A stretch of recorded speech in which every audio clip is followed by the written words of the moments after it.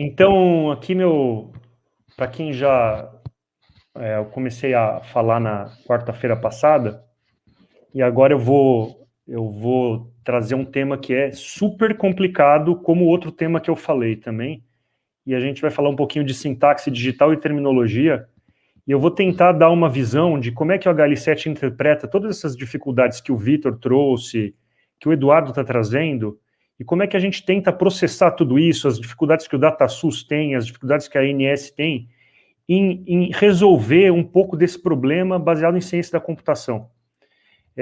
Então, um pouquinho da minha agenda agora desses 20 minutos, eu vou falar do seminário anterior, que eu falei de inteligência artificial e telemedicina, um pouquinho de sintaxe em saúde digital, e vou falar de padrões semânticos ou terminológicos, aí não precisa ser de saúde digital, viu? Estou falando que agora vai ser digital porque a coisa chegou em tal ponto que a gente vai ter que aposentar os livrinhos, vocês vão ver por quê. Então, a primeira coisa que eu falei, estava lá no finalzinho da minha aula lá, né? Seria a telemedicina o caminho da transformação digital na saúde? Essa aqui foi a minha provocação. E eu falei o seguinte, eu apresentei também a questão da radiologia, e aí digo para vocês, não tem radiologistas aqui no curso de telemedicina, por quê? Porque a telemedicina já está resolvida para o radiologista. Eles já têm toda a infraestrutura, o padrão DICOM, como eu expliquei para vocês, que foi baseado, o resultado da performance absolutamente incrível dos tomógrafos computadorizados, que foram criados, como eu falei para vocês, no laboratório da EMI. Então, a situação está resolvida. Eles já estão brincando de inteligência artificial. Agora, nós, os não radiologistas, não, nós temos que fazer alguma coisa para poder digitalizar isso. Isso aqui era a minha aula anterior, né? E aí eu volto de novo para o racional sobre padrões e a comunicação entre entidades, porque realmente, assim, todas as startups são muito legais, o DataSUS é muito legal, o DataSUS versão do NHS, do sistema inglês, é muito legal, porém, como é que eles vão conversar? Porque, assim, eles têm que falar a mesma língua. Então, volto para a mesma coisa que eu falei no começo, né? Se cada ator da saúde for desenvolver o seu próprio sistema de representação da informação, eles vão conversar, só que eles não vão conversar de maneira eficiente. Aí, segundo ponto, vamos tratar a natureza complexa dessa informação. E aí eu acrescentei uma coisa que não estava na aula passada sobre a privacidade. A gente pode falar até de um outro seminário sobre isso aí. E como é que a gente trata vocabulários específicos, dificuldade de classificação de texto, necessidade de compartilhar dados, agrupamento de conteúdos em diversos tipos tipos de formulários, como um sumário de alta, né? Então, agora é o para valer. Vamos ver aqui, tentei separar a coisa, a parte difícil em dois grupos. Primeiro, o grupo sintático, em que a mensagem existe.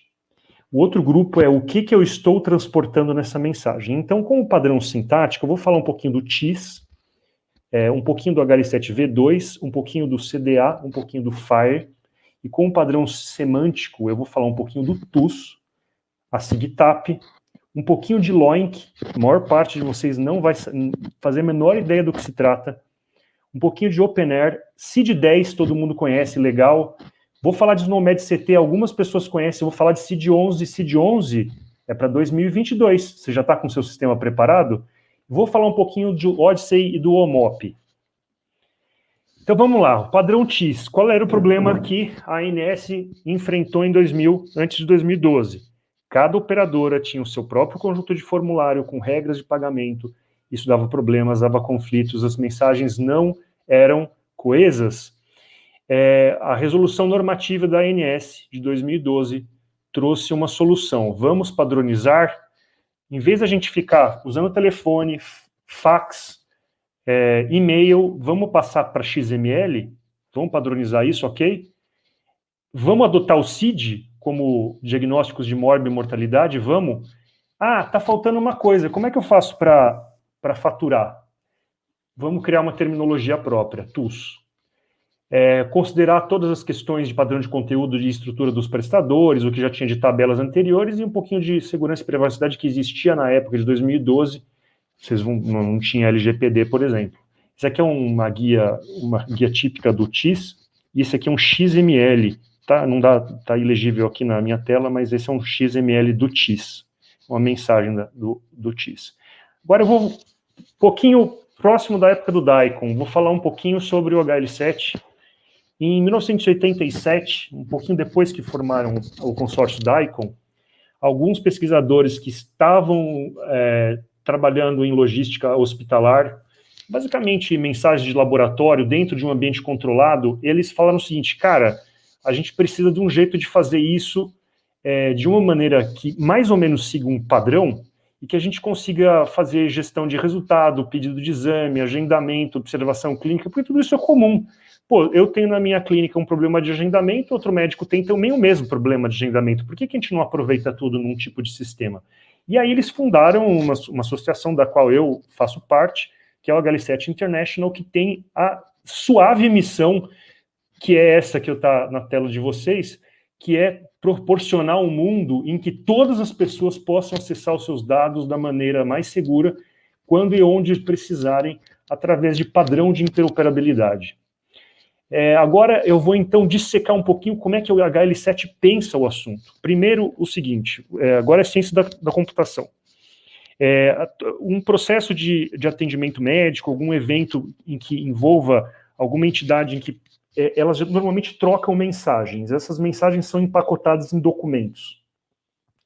Esse transporte da informação tem que seguir alguma via conhecida e tem que persistir o significado.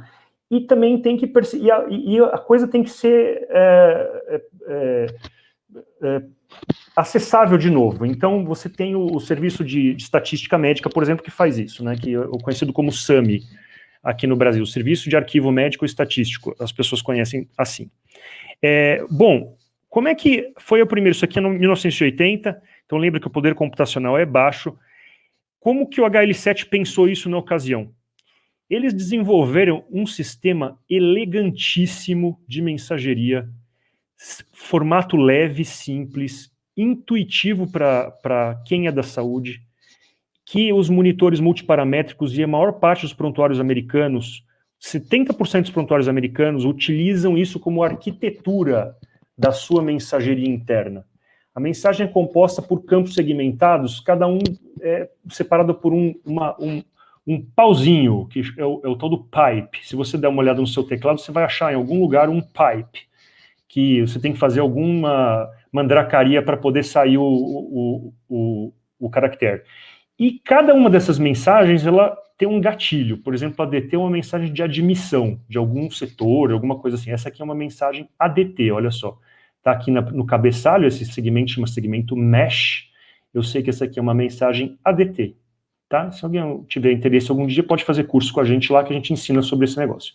Aí depois os caras bolaram o seguinte, só que só mensagem não é suficiente, então a gente vai precisar de um padrão de arquitetura de documentos para empacotar tudo isso. E aí eles bolaram um negócio chamado HL7CDA. O Brasil nunca utilizou, na América Latina o Uruguai usou um pouquinho disso, teve sucesso, inclusive uma das empresas de prontuário eletrônicos brasileiro, não vou citar o nome, foi fornecedora dos uruguaios com tecnologia brasileira, de um tipo de tecnologia que nunca foi adotada no Brasil. Se você der uma olhada se você tiver iPhone, talvez se você abrir o seu repertório de arquivo médico, pode ser que eu cheguei a ver isso em algum iPhone, que ele pergunte se você tem algum documento CDA. Vale a pena você conferir. Mas aí o HL7 continuou o assunto, e na ocasião, como eu falei para vocês, esses eram padrões antigos. Em 2011, o Graham Greene, que é esse simpático australiano, ele falou o seguinte, né, se o HL7 começasse do zero, como é que seria uma boa especificação? Porque a especificação, como eu falei para vocês, ela era muito boa para ambientes controlados. Mas e se o ambiente controlado for o mundo inteiro? Como é que eu dou conta disso? Porque aí as coisas são descentralizadas e eu preciso tratar a informação. Então eu precisava de um... Aí a ideia foi o seguinte, vai ser baseado na web, vai ser fácil de implementar, vai ser fácil de gerenciar, e eu vou chamar isso de FHIR. Vocês vão ver que não tem nada de FAST, mas tudo bem, eles deram o nome de FAST. Como é que funciona o FHIR? O FHIR é totalmente baseado em servidores.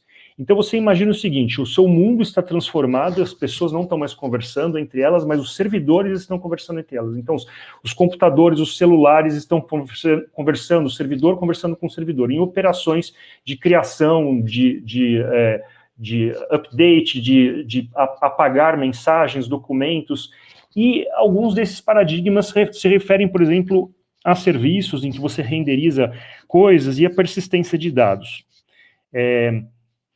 A unidade fundamental do FHIR, e esse é uma das coisas mais legais do protocolo, são chamados de recursos. Os recursos são pecinhas de Lego, praticamente. Com pecinhas de Lego você vai montando os cenários.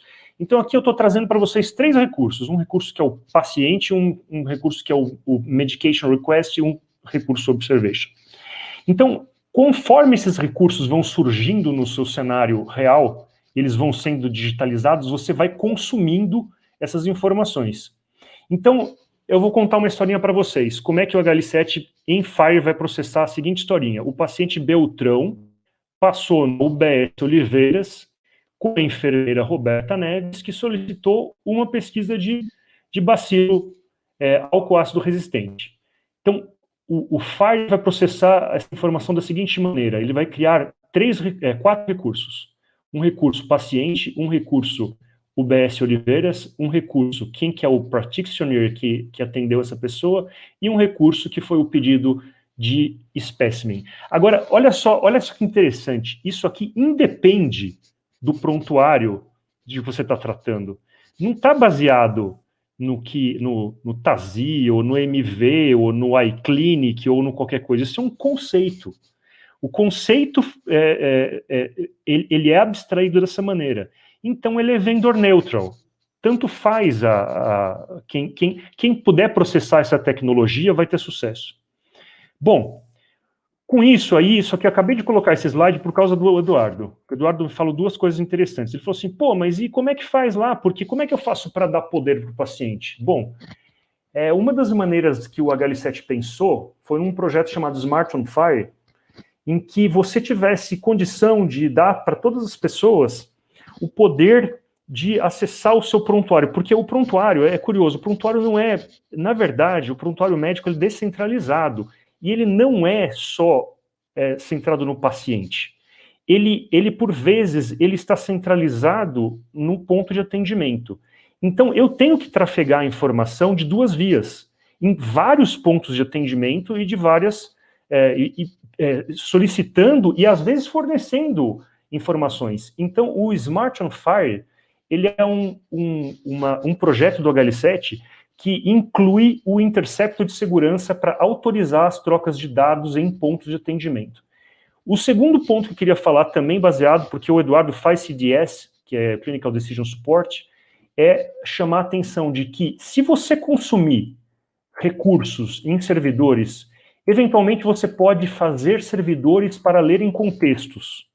Esses servidores de leitura de contextos podem, de maneira automática, dar suporte à decisão, sem que haja interferência de seres humanos. Então esse é outro projeto baseado em HL7 FHIR, que é altamente recomendável para vocês conhecerem. Esse aqui é um pouquinho da documentação. A documentação é ótima, vale a pena entrar lá no site e ver. É super legal. Agora vamos passar para a segunda parte da aula, que é a parte da semântica. Então, olha lá. Primeiro assim, o que é o TUS? O TUS é uma maneira de um racional para faturamento. É uma terminologia que está linkada ao TIS para poder processar informações de faturamento relacionadas ao honorário, procedimento médico. O COPIS, que é um comitê nacional, ele processa esse tipo de coisa. E às vezes ele solta lá algumas recomendações, às vezes muda um código. Então os códigos têm que estar sempre atualizados, os códigos têm que sempre estar vinculados ao que você está fazendo, porque eles são de atualização constante. O SIGTAP é uma outra tabela, também tem racional de faturamento, é uma tabela unificada para você faturar para o SUS. Então aqui você já tem uma possibilidade, já tem 2 tabelas absolutamente funcionais, que atendem os requisitos brasileiros, que podem ser vinculadas a qualquer uma daquelas coisas que estou falando, inclusive ao FHIR. Esse aqui ninguém conhece. Misteriosamente baixíssima adoção no país. Agora, nunca ninguém conseguiu me explicar o porquê. Qual é o motivo de um laboratório e outro laboratório que se crie, ele fala assim, olha, como é que eu falo glicose? Se eu tivesse um sistema universal que me desse um código daquele tipo de aparelho, que lê aquele tipo e dá, por exemplo, glicose, ou dá hemograma completo, como uma coisa inambígua, eu estaria no melhor dos mundos. No entanto, parece que ninguém fez a lição de casa e viu que existia um sistema que é um codificador universal de exame de laboratório que faz exatamente isso. Aí, cada sistema de cada laboratório utiliza um identificador para a sua nomenclatura própria de hemograma completo, urina tipo 1. Dá uma olhada quantos tipos de teste de urina que tem no seu... se você for de norte a sul, de sul a norte, quantas nomenclaturas de urina tipo 1 vai ter? Aqui em São Paulo, de urina tipo 1. Outro é uroanálise, outro é sei lá o quê. Pô, codifica tudo em LOINC. O Brasil tinha, o HL7 do Brasil tinha um projeto com a Abramed, morreu, porque ninguém se interessava pelo assunto. O OpenAIRE é uma outra estratégia semântica de abstrair informação. Então, essa aqui é a estratégia mais elegante de todas. É possível acoplar ela em FHIR também, você pode coexistir OpenAIRE e FHIR, porque eles são feitos para coisas diferentes. Então, o OpenAIRE ele funciona numa abordagem computacional de dupla camada. O clínico faz a sua leitura do que, por exemplo, é a pressão sanguínea, e depois vai lá o cara da ciência da computação e, baseado naquilo que o clínico falou, ele faz a parte de desenvolvimento de software. Isso tudo aqui é empacotado num negócio chamado arquétipo, muito elegante também, australiano. Os australianos estão com todos na ciência da computação. E esse aqui é uma modelagem para persistência de dados. O CID-10, olha só, o surradinho livro verde que está na sua gavetinha, né? De 1993, ele é muito utilizado, mas o que acontece com o CID-10? O CID-10 é uma classificação de morbimortalidade. Ele tem 2.000 categorias principais e 11.000 subcategorias, mas ainda cabe num livrinho para você levar para o seu consultório. É obrigatório em vários níveis no Brasil. Por exemplo, os Estados Unidos, por conta de alguns tipos de exigências, acabou nunca utilizando o CID-10, eles utilizam o CID-9. Mas a gente tem aqui um negócio quente para que eu vou falar para vocês, que assim, olha só, o CID-11, que é a versão que foi atualizada em 2018, que é uma publicação eletrônica aberta, multilingüe, multiaxial, com mais de 50.000 termos que fazem vários tipos de cruzamento, porque ele é multiaxial, ele está sendo preparado para uso obrigatório em 2022. O seu sistema está preparado? Óbvio que não, né? Está todo mundo dormindo no ponto com isso. O Brasil chegou a ser signatário de um sistema proprietário chamado SNOMED-CT, que é um sistema ótimo para classificação de entidades clínicas das mais diversas. Esse aqui é o sistema mais complexo, mais interessante de classificação semântica que nós temos. Você pode acessar servidores de terminologia. Ele tem 360 mil termos e 1,4 milhões de relações semânticas que você cruza das mais diversas maneiras. É super interessante. O Brasil foi signatário, pagou $600 mil uma época, ninguém usou, porque ninguém sabia o que era. Por quê? Todo mundo só olha para as mesmas coisas, só olha para o CID no máximo. E ainda tem sono. Se eu começo a falar de CID, aposto que já saiu metade da turma, foi fazer outra coisa, porque é chato demais. E aí tem um outro sistema, que é um sistema que é baseado em observações clínicas, e esse aqui é um outro consórcio que está chamando muito atenção. Esse é um sistema que acopla muito bem com FHIR também, e ele serve para observações clínicas e para pesquisa.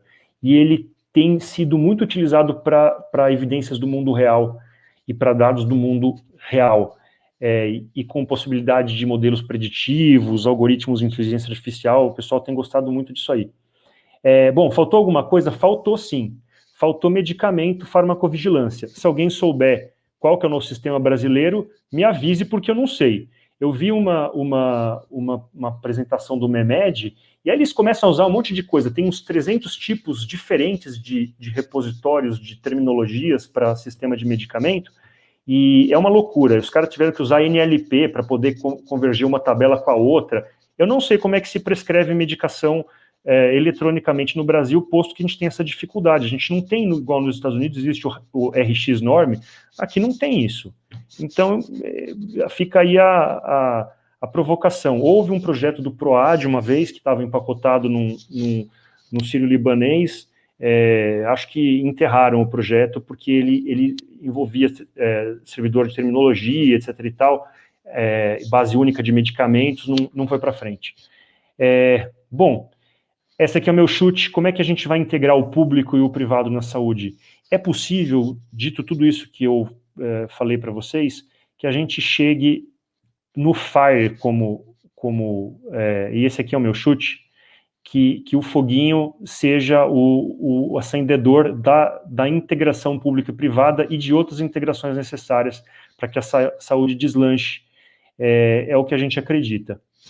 É isso aí, gente.